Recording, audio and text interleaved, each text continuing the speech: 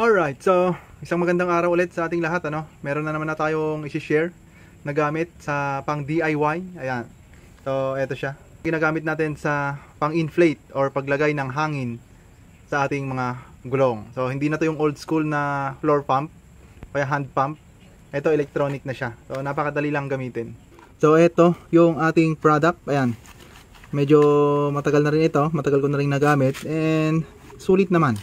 Ayan, so electronic air pump. Ayan, parang maliit siyang compressor pero di baterya siya, china-charge using type C. Ayan, type C na connector.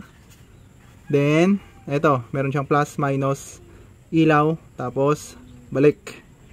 Ang gagawin natin para mag-on yan, dapat naka-charge. Hugutin lang natin dito. Ayan. Oh, di ba? So, ayan, iset natin. Pag magsiset ka ng PSI, bawasan mo lang minus. Ayan.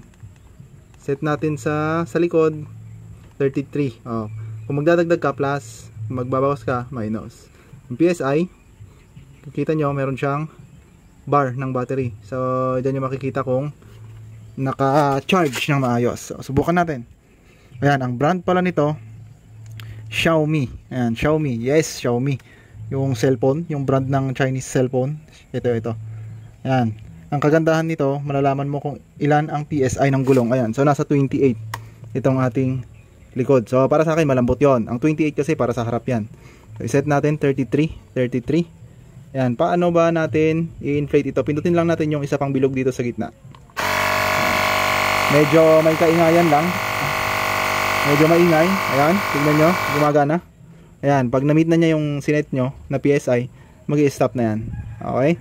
So, meron din siyang iba pang mga features maliban lang sa paglagay ng hangin. Meron pa siyang flashlight. Ayan o. Pindutin nyo lang yung parang ilaw dito, yung parang araw na sign. Yan. Pwede siyang gamitin pang flashlight. So, ganun lang kadali ang paggamit ng Xiaomi air inflator. Ayan. Okay. So, pag i-off nyo, balik nyo lang ulit. Ganun lang kasimple. Chinese product pero okay naman siya kahit paano, napapakinabangan. Hindi ka na magpa-pump, hindi ka na pagpapawisan. Ito isasalpak mo na lang basta naka-charge. So, may mga freebies naman siya.